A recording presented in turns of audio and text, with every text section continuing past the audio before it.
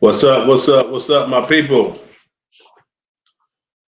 Karvell Bailey, and we are back. We are back for episode 2, season 2 of Life in Basketball. So I'm gonna give Facebook enough time to perk up a little bit before we start our show.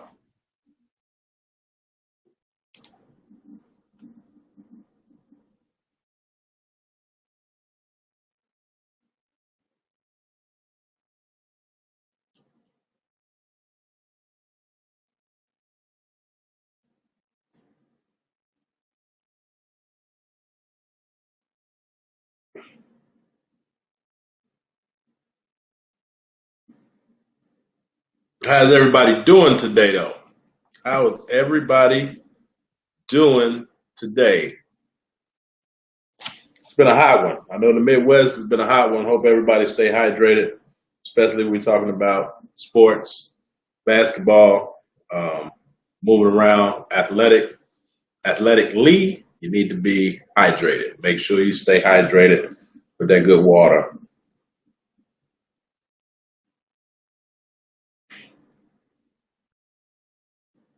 So we're starting about a minute and a half.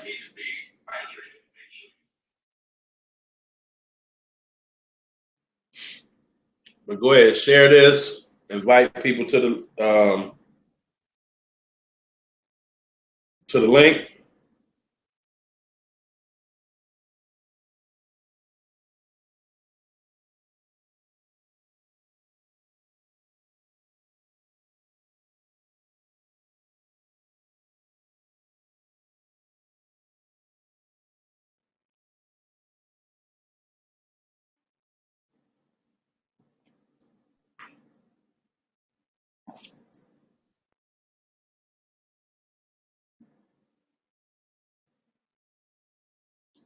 Okay, so as I said, my name is Karvell Bailey, and I am the president, founder, CEO of Blessed Ball Skill Development Academy. We are broadcasting live here from Blessed Ball Studios in Chicagoland. And what we are doing here with this show, all right, this show is a correlation. We correlate the two entities of life and basketball. How do they work hand in hand? How do they go together? Not so much differ. And so we take all of the interesting things from life and then we correlate them with basketball. So again, please share. Invite people out to this link because we will get going. I got a very special guest again today coming in. So again, first of all, this program is being sponsored by Blessed Ball Skill Development Academy. What Blessed Ball Skill Development Academy is, we are a year-round development academy where we work on your mental, physical, spiritual, emotional, social, psychological self. And we use the vehicle of basketball to do that. And so we host camps, we host clinics, public speaking, everything. And we also encourage students to get better grades, better attendance, as well as to reduce their disciplinary infractions. So if you know principals, if you know administrators, please invite them.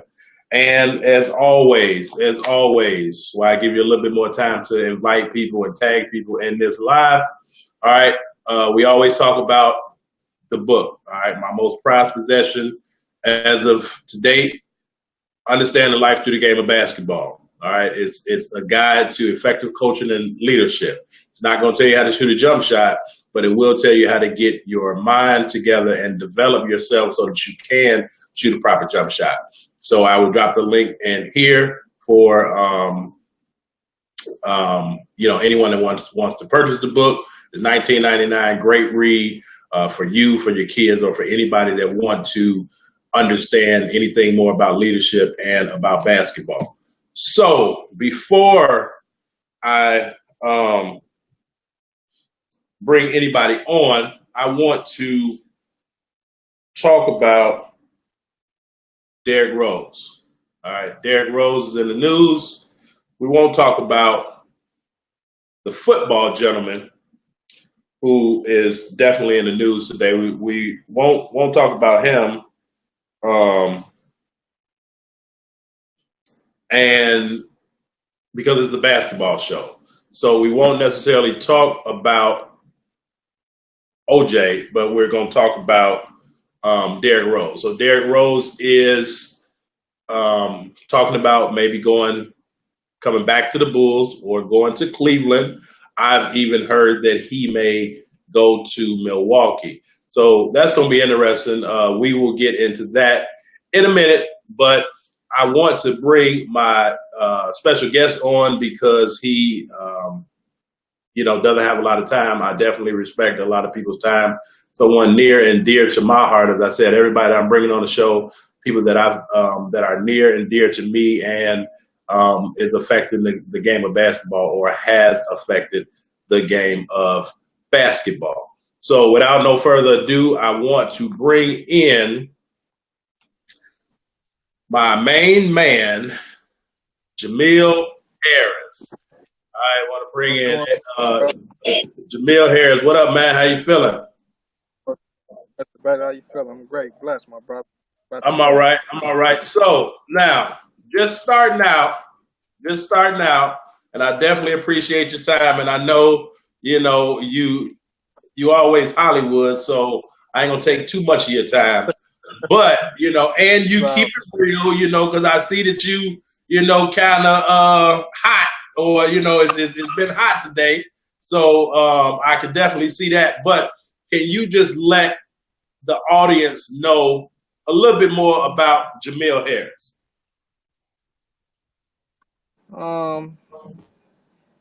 Well, starting off for those who missed it, my name's Jamill Harris, former player of Karvell Bailey. I played with Karvell Bailey at Truman College, where we took a program and rebuilt it.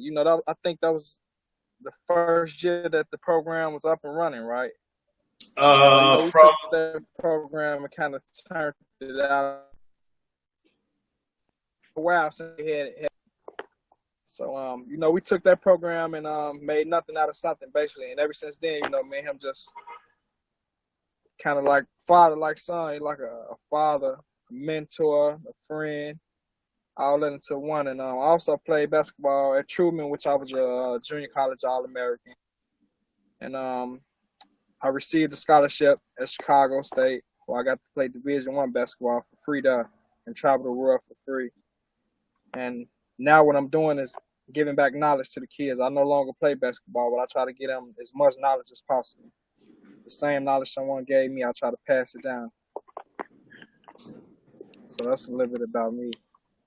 Okay, and you kind of just talked about basketball, but as a human being, like Jamill Harris, and I got some questions that may bring it out, but I mean, you are a father, right? You got 2 beautiful daughters, so you want to talk about that, about like fatherhood or anything like that, or you just want to get right into it? We can get to it. Okay. Well, so the first thing that I want to ask, and I'm gonna try to let everything flow today. And so the title of today's show is called, and I kind of coined it after you. It's called, look back, but keep going. And so that's kind of what I think about you. And I say that because before I wrote my book, I told you probably 10 years ago that you had a book in you and you needed to write that book, So look back, but keep going. So first things first, you are born, bred, bled, everything from K-Town in the heart of the west side of Chicago, correct? Yep, definitely. Okay. So please talk about, because I know that it's been a lot of great individuals that have came out of K-Town, came out of Chicago. And based on the neighborhoods in Chicagoland, for people that may not know that's from Chicago, but your basketball game kind of reflect where you come from. So can you just talk about how K-Town molded you as an individual as well as a basketball player? Yeah. Well, coming out of K-Town, we had a lot of great players, first and foremost. A lot of us got to play on a big platform. K-Town, one thing you had to be, it was a god. That's like a god town. You had to be tough. You had to be hard body. You had to be tough. So basically, that was our bread and butter coming from K-Town. Toughness. Toughness gets you anything. You know, it's a lot of people that have talent, but they're not tough. So that's basically what that was. K-Town basically molded me to be a monster, a tough individual. You know, I'm only 5'7", but when I got on the court, you know, I was 6'4", 6'5", because my heart was big and I was tough. I felt like I was always the toughest person on the court, and I not only felt like that, but my actions showed that. You know, outside the court, you know, it just molded me to be a great person. I seen a lot. It showed me a lot what to do.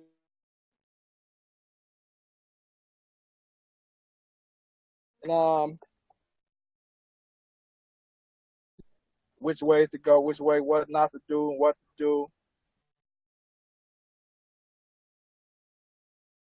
Okay.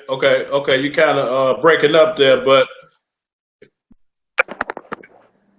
go ahead. Signal bad when I'm at.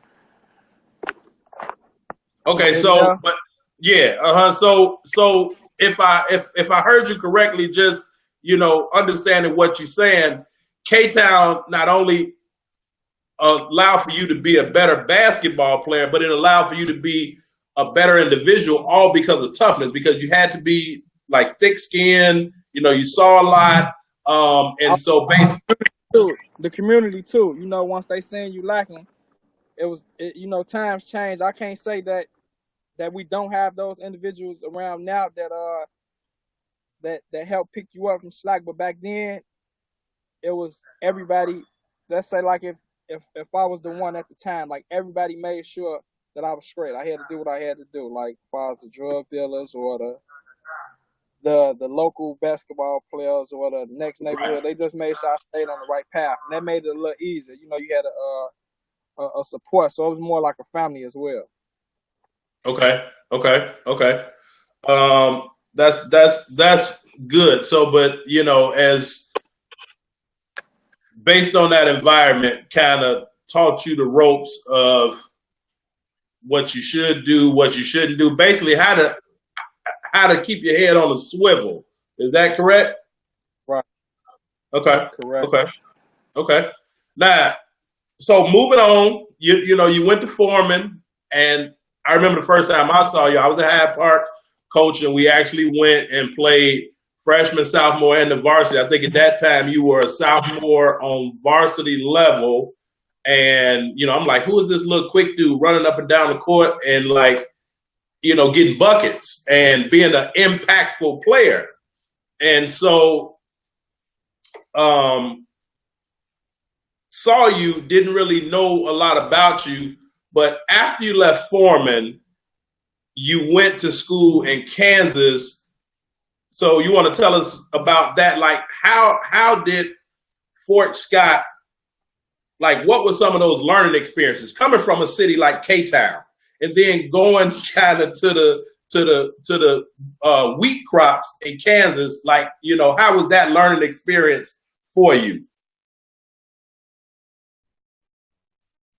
Get straight to it. You know, they already know what they said about Chicago kids. We don't got no this. That was the thing what they were saying. But basically, it basically you know, it was a different environment. I was in the country. You know, I'm used to the city. There's so much stuff to do, and down there wasn't nothing really to do. It was just basically just school basketball. Like that really was your life. Like literally, really. Wasn't no restaurants too much to walk to. But it taught me a lot of patience. It taught me how to because I was always spoiled coming up. It taught me how to be independent. as well. Okay. Okay. So I think that was my first stage of learning how to be independent and on my own. And ever since then, I always been independent.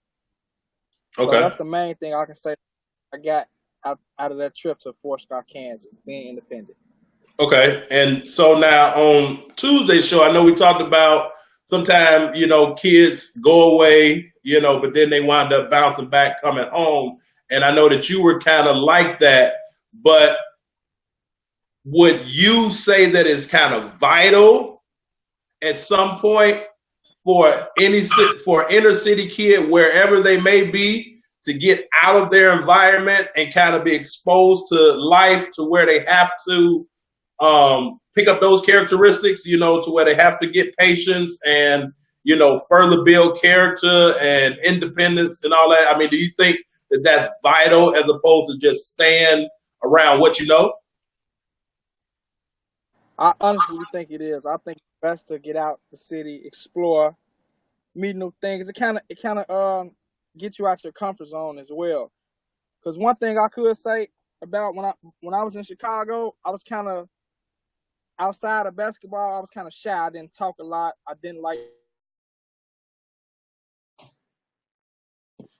it. Built my characteristic skills more. Like I became more active, more talkative. Professionalism. I learned how to talk. It just helped me out a lot, and also I also seen more and envision more and expand my mind frame as well. Okay. And so now leaving Fort Scott, because I remember when I got the phone call, it was like, Coach, this is Jamill Harris. And as you said, spoiled, because you called me like, you was ooh-wee, like, hey, this is Jamill, like, you ought to know who I am, and I'm like, who? And then you was like, from Foreman. And, my mind kind of went backwards a little bit. Okay, I remember the guard. And so you was like, hey, I'm coming home. And mind you, I just got the job at Truman. I got the job at Truman probably a week and a half before school started. I don't know how you knew I got the job. That's a whole nother conversation about doing your research and your homework. But you called me and said, hey, I want to come play basketball. At that particular time, we was a Division III school. So we didn't offer scholarships. So you came from a school that offered you a scholarship to where now you found a coach that you really didn't know, but and I don't know if Coach Head told you about me or what, but now you call me and say, hey, I want to come to school. And I remember talking about it. And I said, okay, well, if you're really serious, then, go down to school, fill out the application, let's get things done. Me, being the type of coach that I am, and I talk about it in my book, Understanding Life Through the Game of Basketball, is 3 different coaching styles. And so, I've always been the commander. So I was basically like, look, if you serious and you do this, and then get back to me. But when I hung up the phone, I called Coach Wright. I'm like, if this dude come play for us, we straight. You know what I'm saying? Because, we got some players coming, but I wasn't going to say that to you, obviously. But, and so you was ready to come. And then 2 days later, you called me and you was like, Coach, I got 2 options. I can go to California, or I think it might have been Ohio somewhere. And then you was like, look, I'm from K-Town. Huh? Where? What was the other school or state? Bakersfield. Okay, right. And I remember you calling me saying, look, hey, I live in K-Town. It's wild around here, and I need to get out of my environment. And I said, okay, hey, I can appreciate that. And I couldn't do nothing but honor that, because my family is, from the West Side, have stayed in K-Town. And so, you was like, so if it don't work out, I'm going to call you back. But I think that a lot of young individuals don't understand the scenario about like burning bridges. You know what I'm saying? Like you kept that door open because you didn't know what to expect where you were going. And, it's a lot of kids and a lot of individuals that maybe would have just not picked up the phone to call me the first time, but definitely not to call and say, hey, Coach, I don't think I'm going to come now because I got something that I think is better you know, a lot of people wouldn't have said nothing. And I think that in life, the lack of communication is what causes a lot of tensions and, you know, a lot of strife in our neighborhoods, in our communities, in our lives. You understand what I'm saying? I agree. And so, you know, I told you, I said, hey, go ahead and do what you got to do. But, you know, and I thought that I wasn't going to get you, you know, and I'm getting some of my old Hyde Park kids together. Hey, let's put the band back together. Let's just go make this thing happen. But they told me at Truman, they only needed me to win one game. I'm like, man, I can win one game, you know. And so you called me back about 3 days before school started and said, Coach, I'm coming. And I was like, what happened? And, you know, you was like, man, that wasn't for me. You know, they kind of said all this, you know, talk all of that, kind of told me all this stuff, but they didn't tell me everything until I figured it out. And we always talk about the business side of basketball, you know, and I think that a lot of parents or a lot of players, no matter how good they are, they don't understand the business. You know, there are some coaches that's out here that are great coaches, but there are some coaches that are out here that are like used car salesmen. You know what I'm saying? They're going to tell you what you want to hear so that, you know, they can get the best out of you. But you kind of had, you know, like guys giving discernment in the door. And you was like, no, man, that just ain't right. And so you took a chance on me and a chance on yourself and said, I'm going to go to this school, I'm not getting a scholarship. And I kind of, you know, explained, look, man, look, you full pale, you're going to go to school free anyway, get your money back, you know, but then you wind up coming to Truman. But so you talked about how Fort Scott made you have patience. How did Truman grow you up? You know, I don't really want to get into the story that we always talk about. I can kind of let you talk about it if that's the story that you want to talk about. But how did Truman grow you up? Well, you know, they're saying from boys to men. That's basically what that was. You know, so it was just no cakewalk. It was tough getting up every day, getting on public transportation, getting on the bus, then getting on the train. It actually turned me to a boy to a man. I think that was my turning point right there. So, yeah, that's basically what it did. It just turned me to a man. So it was like, I'm here. I got to do what I got to do. I'm going to make the best out of it. And, you know, that's basically what me and you do. We did a lot of praying. You know, we couldn't do nothing without God. Exactly. We just made the best out of the situation. And now, you know, people have said in the past, I beg to differ, that when dealing with me, I normally have like 4 and 5 hour practices. But they know. But my job, it was always a strategy behind what I was doing. I understood that I had West Side and South Side guys that played for me, and they had to, you know, for those that don't know what Truman at, it's all the way up on Wilson in Chicago. So South Side and West Side guys had to get on the L at 95th Street and then change maybe downtown and then go all the way up north. You know, the West Side had to get on the Green Line, and then you had to change trains too, Jamill? I took the red.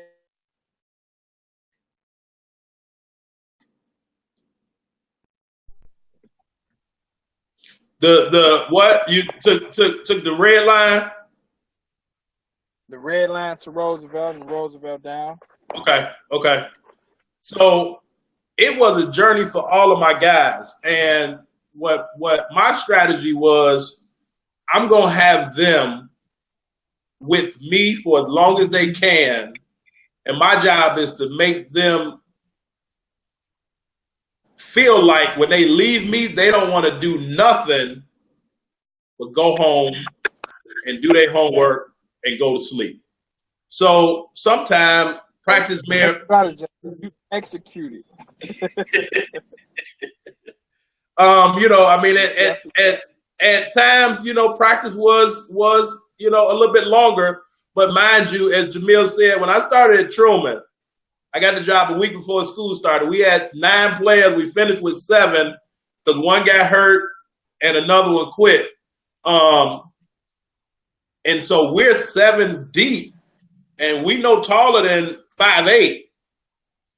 And so, we finished the season, or we started the season 1-10, and that first win was a forfeit, so that really didn't count.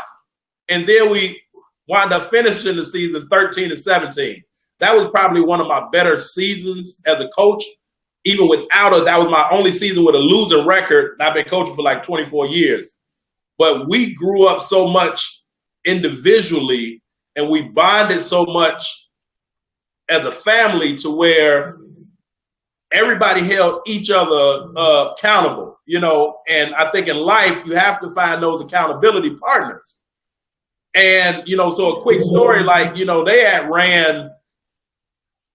probably ran maybe about 40, 45 suicides. I don't know what was going on. They wasn't making time. Again, my first college job, I was headstrong, they running, plus I understood that we had to be in shape. And we was in shape, trust me, like people couldn't beat what they couldn't catch. And once we got to the top of that mountain, everything else was downhill because we was rolling over people. But they had ran so much.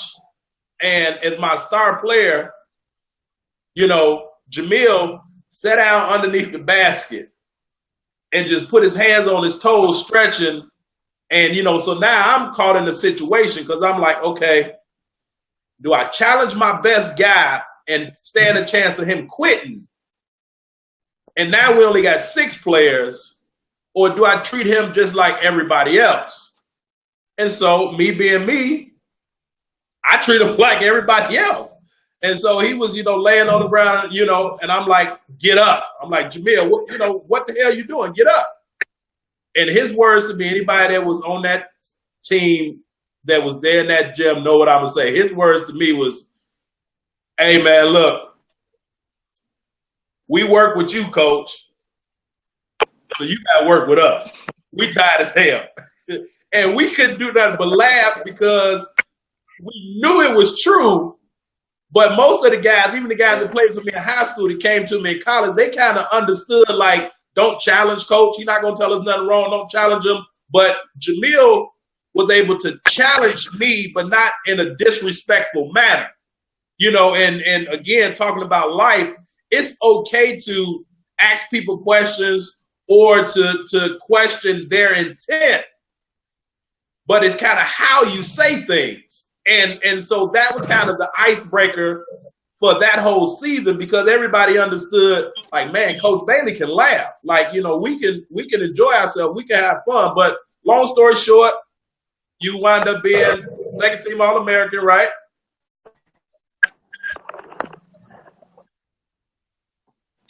And, he wound up being second team All-American, and he got offered a scholarship to Chicago State. When Chicago State came to see him in the tournament, you averaged what, like 35, 36 points in the regional tournament that year? Say that again. How many points did you average in the regional tournament? It was about 35, 36 points, right? Yeah, somewhere around there. So, he got offered a scholarship to Chicago State. And so explain to the people when we talk about being appreciative of what you have, because you can lose it. So explain, or the question I have for you is, how does Chicago State make you appreciate basketball?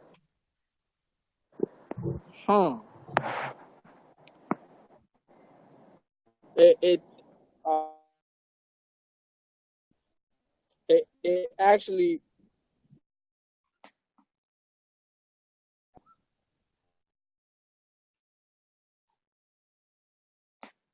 man, you must have a prime call. Huh? Yeah, this the area I'm in. The area real bad. The signal real bad. That's why it took so long for the thing to load. Okay. If you're not appreciative for something, that an opportunity that God bless you with, He would take that away from you. So in that situation, I kind of got like, man, I got a scholarship. I felt like I made it. I wasn't really working on my game and everything how I supposed to. So, I went from being this big star, this junior college All-American, high school, Red North, All-City player to a bench warmer. So it was like I didn't take that for granted. So, my opportunity was I didn't take advantage of the situation that was given to me. So I was on the bench because I didn't take advantage of it. I took it for granted. Okay, and so now you kind of went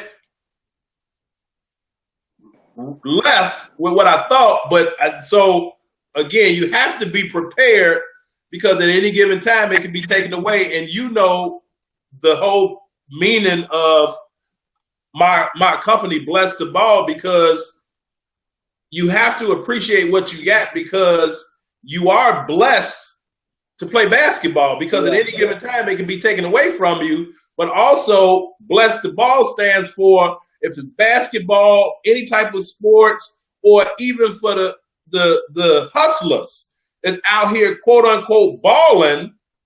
They're blessed to be doing what they're doing because at any given time they can get hit from the feds or they can get hit from the stick up man. So in a weird sense, they're blessed to be balling because at any given time that can be taken away from them. So when I talk about Bless the Ball, we're talking about basketball. But when, my wife and I came up with the name, and I thought about it, like everybody is blessed to ball. And you don't even have to be out here in the streets hustling, but just the people that are living well, and balling or living good, you're blessed to be balling because at any given time, something can happen and it can take away your livelihood the way that you know of it. And so, like with Coach Dildy putting you on the bench, because now going Division I, it's a whole different ball game. You know what I'm saying? Like, and I always say, I think part of it is my fault, because I'm a player's coach. And I always tell my players, like, you're not going to play for me forever. And the way that I coach, the game is fun.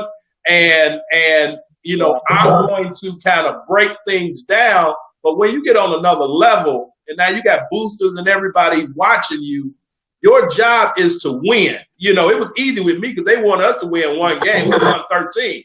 But now when you go Division I, everybody is trying to win and get results. So no one really has time to deal with a player that may have potential as opposed to let's get it done now. But, so when you say it can be taken away from you, explain to the audience, like, what you went through senior year that really got you to be able to appreciate life.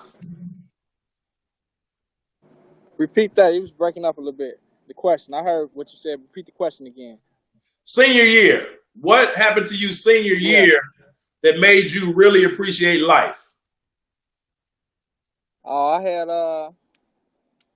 had experienced some health issues in the midst of training for conditioning, basketball conditioning, and that kind of where I wasn't able to play until like I was cleared to play basketball, and they had to run tests and everything and all that, but that made me appreciate life because I could have died or anything, and I could have died, health issues, and also I didn't get the chance to play my senior year, so that made me like, man, I can't even describe it. It's unexplainable, man, because I still think about that to this day. Like, I can't even describe the words. I don't got the words to describe that, man. Right. But as I always say, use the game, don't let the game use you. You were able to use the game because you did graduate from Chicago State, correct? Yeah. That's the biggest thing. I was able to graduate. I had promised my grandma that when I went to Truman and got there, I said I'm gonna finish school. I started and I'm gonna finish it. And I actually got to walk across stage on her birthday. So that was the most important thing. But I had been playing basketball my whole life, so to not be able to play my senior year, like this is the time, this is it. So that was like man, that was kind of life change. It made me appreciate it a lot. It opened my eyes up to a lot. Mm-hmm. Okay. Now, moving forward, because for those that don't know, like you are one of my business partners. You help with Bless the Ball. They may have seen you in some of the pictures and some of the videos. And I'm totally grateful and thankful for your help, with being able to give back to the kids and teach the kids. But working with Bless the Ball, how did that like re-energize you? Kind of coming from not being able to play your senior year, now you graduated, now you're dealing with real life, but now to kind of be back around the game and give back, but because you've always been a genuine person, but just really being able to help these kids that we work with, and like I do, they grow on us. People say they bad, some of them are bad, but they grow on us. So like, how did working with Bless the Ball and the character development programs, like how did that re-energize you, or did it? I actually like fell in love all over again with the game of basketball, and it was like you hit the lottery. You know how you hit the lottery? When you from the hood, the first thing you're gonna do is go back to your hood, and you're gonna give back to the community. So that's basically what it felt like I was doing. A lot of guys, it's too many guys to name that gave me free knowledge. They didn't have to. I want their child, or they weren't obligated to do so. That they gave me free game and free knowledge to use to my best advantage. So I feel like Bless the Ball was my platform to go do that, to give back my knowledge and my love for the game and try to steer a kid to the right direction instead of, not saying nothing. So if you're not trying to solve the problem, you are the problem. That's deep. So wait a minute, say that again. It was if you're not trying to solve the problem, if you're not trying to solve the problem, you are the problem. I want everybody to tweet that out today. Okay, go ahead. So that's basically with my platform to go, and you already know it with me and you, it was nothing about money. It was about love, like genuine love, and something that we wanted to do, Exactly. And I felt like that what was needed in the city with the kids. A lot of these kids are getting steered the wrong way, from selling drugs to going to school. Like the guidance is they being misled. So that's when we came back in and brought the old school back and brought some structure back in and giving these kids the game and knowledge that they need. Exactly. And so that's the perfect word, structure. All right. If anybody is with me, all right, on the Facebook Live, give us some likes, some hearts, but type structure in. Because when you talk about structure, we talk about life. And with Chicago, we always talk about is really no structure from the neighborhoods or the gang situations or, big brother, the guys in the neighborhood making sure that the shorties go to school, that they're getting good grades, that, they can't cut, they get cut outside, then they're going to whoop on them, but they're going to give them money to go get ice cream or, do that type of other stuff. And as you said, like, you ain't really have to worry about a lot because you were that person. But now we know that, the games has changed because it's no structure.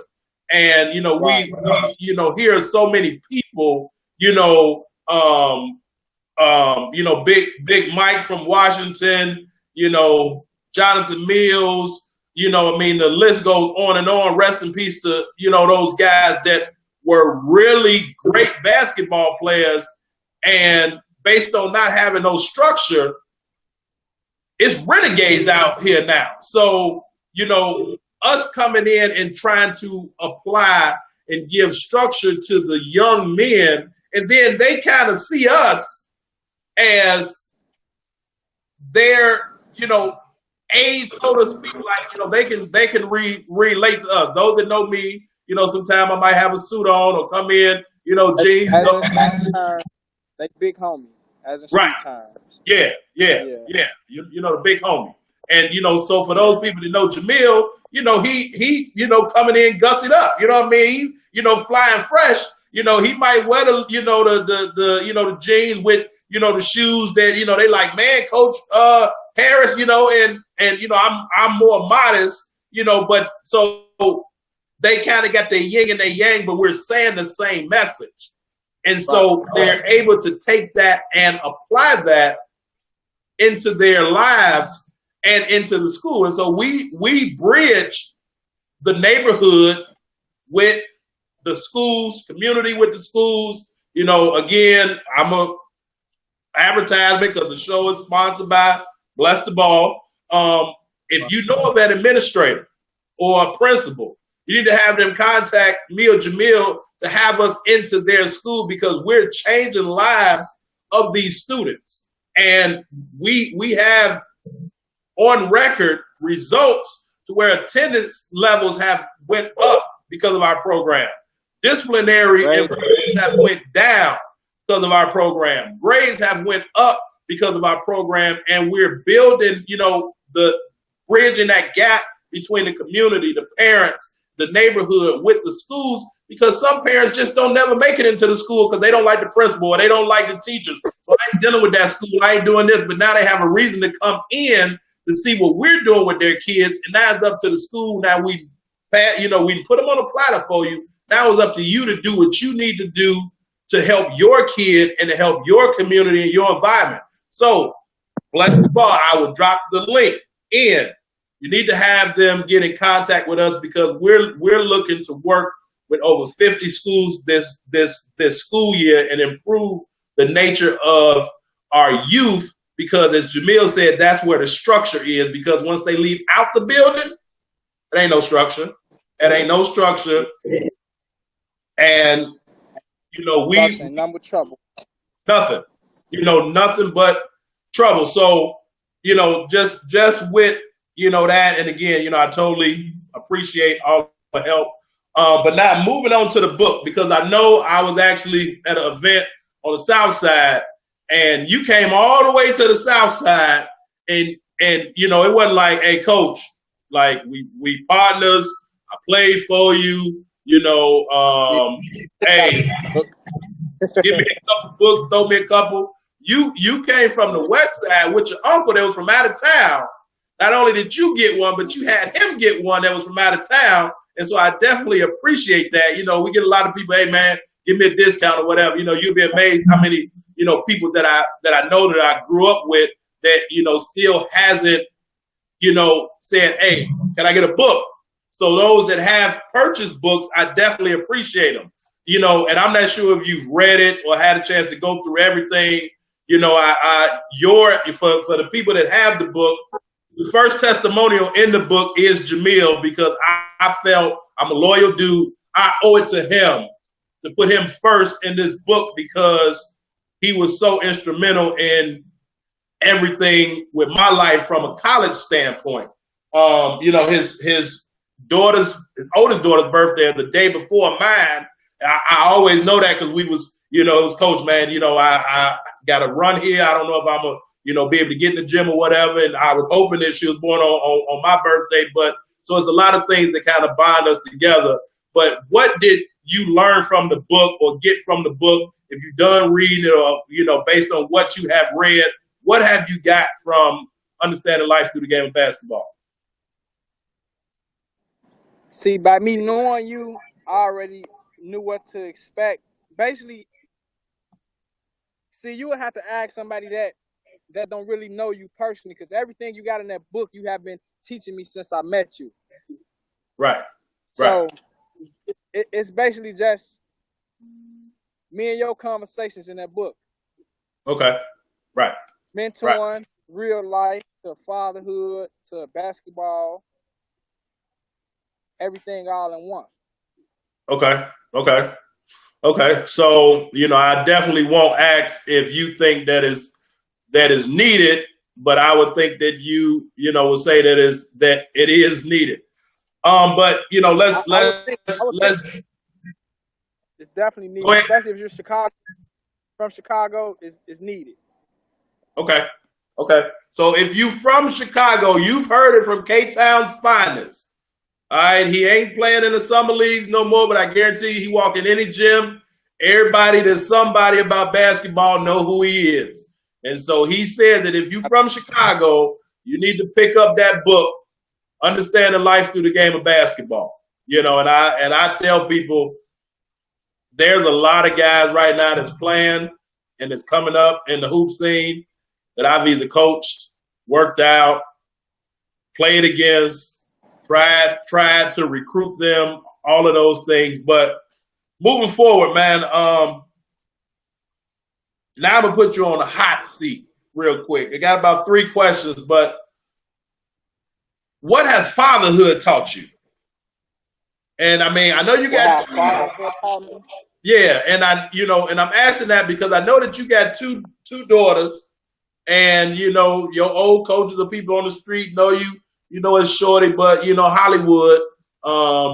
You've always been one that is nice and or got people gravitating to you. Of the the opposite sex, because they know that you're not going to necessarily dog them out or whatever the case is. But you've always been great about being genuine and respectful, and I think that comes from with Dorothy, your aunt, your mom, and your granny. The way you really know how to treat a young lady. But just having daughters, what has that done for you?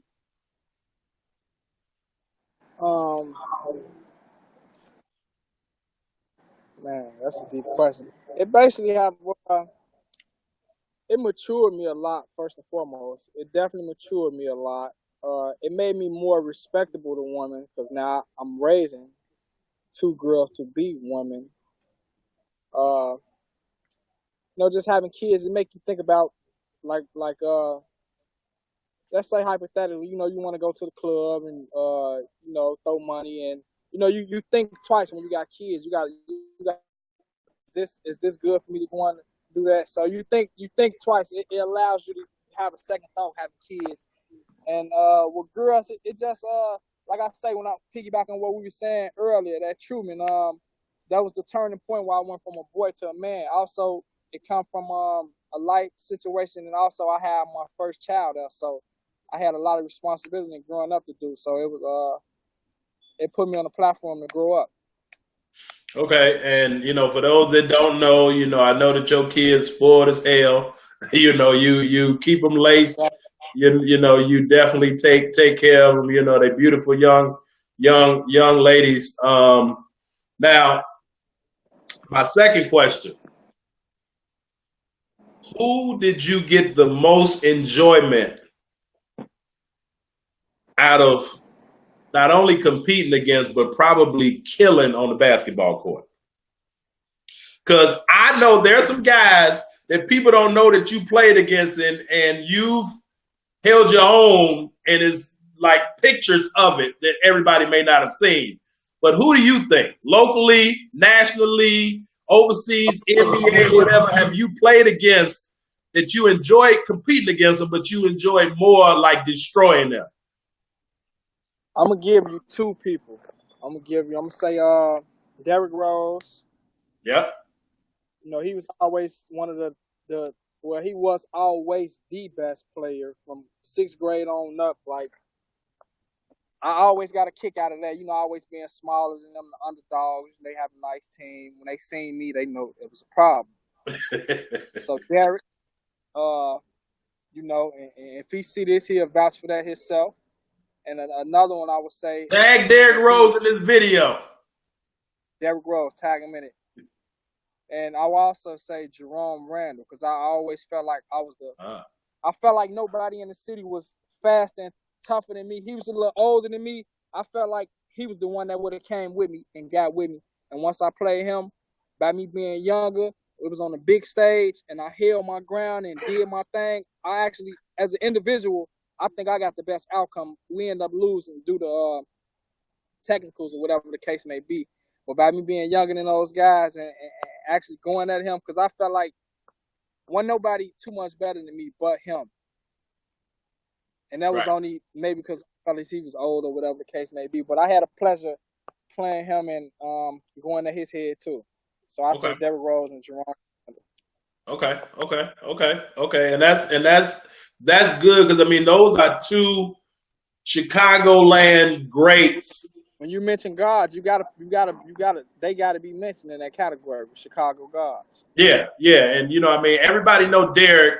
You know, some people that may not be so familiar with the Chicago scene may not know, you know, Handle by Randall, but you know, I mean, Jay Randall, and you know, y'all kind of mirrored one another because he was always in his age group because he came with Steph and them when I was at Hyde Park. You know, when he was in school. And so he was always the smallest guy too. So, you know, y'all always kind of had a chip on y'all's shoulder, you know, kind of the same way Deontay that went to Dayla, you know, Deontay Watkins, you know, just tough guys that always kept that chip on their shoulder. You know, for those that don't know Jimmer Fredette at, you know, BYU, you know, go and, you know, Google Jamill or look at some of his pictures, you'll see him kind of going past Jimmer Fredette, making Jimmer fall down. And Jimmer led the NCAA in scoring, you know. But you know, I mean, so that's great, man. Now Jimmy got blessed with that Chicago main crossover. He got blessed with that crossover. Yeah. Now, what would you like? Last question. What would you like to see Chicago basketball improve on? Or what would you like to see Chicago basketball improve on? What I would love, from what I'm seeing, what I would love Chicago basketball to improve on is we need more, including myself, we need more people to step up and help guide these youths. Because I see, like, I ride through a lot of parks, and I see a lot of kids. You know, it's nice weather. It don't be a lot of kids out playing ball no more. It's like we need to get these kids back in the gym. We need and that's as a whole. That's everyone. I know a lot of people playing a part. A lot of us need to step up more.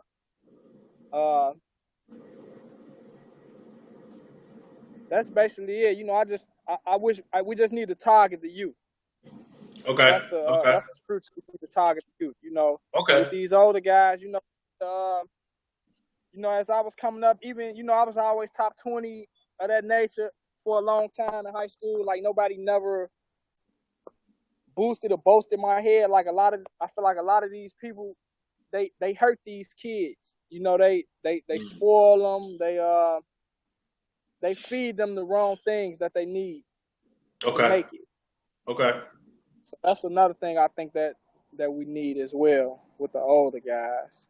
Okay. But mainly we need to target these youth and show them that that little orange ball could be a way out. Right. And so speaking of which, it's a new park in K-Town, right? Did they just build a new park? I haven't heard about it yet, but it probably so. Okay. Now, you know, people talk about, you know, just closing up and wrapping up. People talk about Derrick Rose may come back to the Bulls, may go to Cleveland. I heard him talk about the Bucks. Do you have a take on any of that? Yeah, I think he's gonna go to Milwaukee. That's a good fit for him. I don't think he's gonna come back to Chicago from the way they did him. I will hope he don't come back. Sorry, Chicago, but I don't like how they did that. Cleveland, he not the old Derrick Rose he was, but he's still a competitor. Right. He's not the type. He never been the type like jump on band. Even with AAU time, he never like too much linked with a lot of talent. He always just grabbed his crew and they did their own thing. So that's why I feel like Milwaukee would be the best thing for him. You know, he'll be the vet in that situation, and he'll get them young guys and let them just ride the coattail. Right. Okay. Well, that's about it, man. I definitely appreciate you being on and share this video, tag this video. Everybody that's on, I definitely appreciate it, Jamill. You know I love you, boy. You know it's all love. And, you know, we will definitely talk, you know, in a day or so. Okay. So I definitely appreciate you, my brother. I appreciate you for having me join the show, man. Yes, sir. Yes, sir. Yes, sir. Everybody, again, understanding life through the game of basketball. Pick it up. I dropped the links in the chat. Also, I Can Ball too. Go to that link. I got some free gifts for you as well. Good for all basketball players or even coaches, whoever it may be. Go pick it up. And until then, man, next Tuesday, same time, same place. And remember, always strive for the top because it's already too crowded at the bottom. Let's start. Talk to y'all later. Peace.